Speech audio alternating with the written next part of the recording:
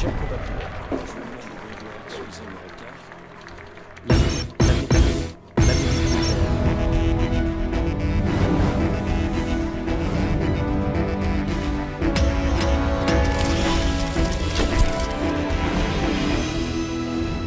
Son amour de la République était inséparable de son amour de la France, de sa haute idée de l'État.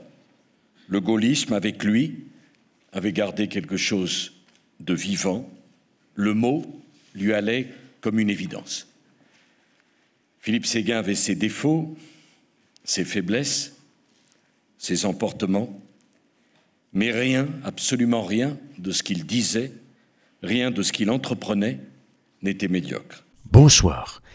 J'ai tenu à commencer mon journal en rendant hommage tout de suite à mon ami Philippe Séguin. La politique, c'est un drôle de monde, parfois cruel. Philippe aurait mérité le meilleur. J'aurais pu en faire mon Premier ministre. Il aurait même pu être candidat à la présidentielle. Et qui sait, président. Malheureusement, son chemin s'est arrêté bien trop tôt. Bon, il me cherchait un peu depuis qu'il était patron de la Cour des comptes, hein, mais au moins, lui, il osait me résister. Alors je veux profiter de cette triste occasion pour rendre hommage à tous ceux qui nous ont quittés cette année.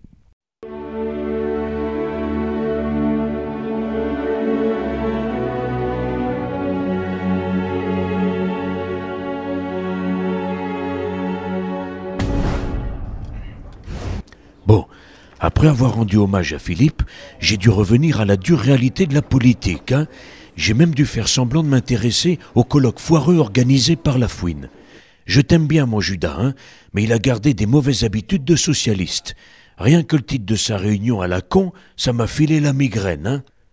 Nouveau monde, nouveau capitalisme, régulation, gouvernance, progrès, et quoi encore, hein? C'est aussi chiant que le livre de Lionel Jospin, hein. Et dans la salle, ce matin, on se serait cru à la projection du film du trotskiste. Sinon, vous savez, on a toujours un sacré problème avec nos millions de vaccins en trop, hein. En tout cas, Roselyne, elle s'est fait des copains pour la vie, hein. C'est tous les patrons des labos qui nous ont refourgué leur dose, hein. Moi, il y a quelques semaines, je n'étais qu'un petit laborantin. Aujourd'hui, grâce à Roselyne Bachelot-Narquin, je viens de me payer la voiture la plus chère du monde. Et je ne suis pas le seul. Je peux pas vous répondre, les gars. Je me barre en week-end à Gstaad. Alors, merci l'Agrippa et merci la France.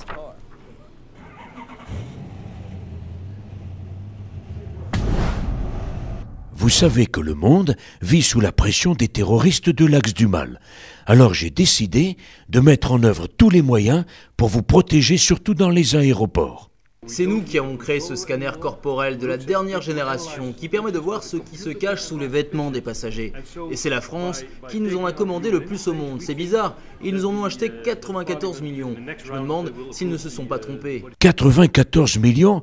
Mais ça me rappelle les vaccins. Oh putain, c'est Roselyne là, dans le scanner, je la reconnais. Moi, il y a quelques semaines, je n'étais qu'un petit électricien à Toronto. Aujourd'hui, grâce à la France, je viens de me payer la voiture la plus chère du monde et je ne suis pas le seul. Je peux pas vous répondre, les gars, je me barre en week-end à Gstaad. Merci Al-Qaïda et merci la France. Allez, bon courage, hein, et à demain.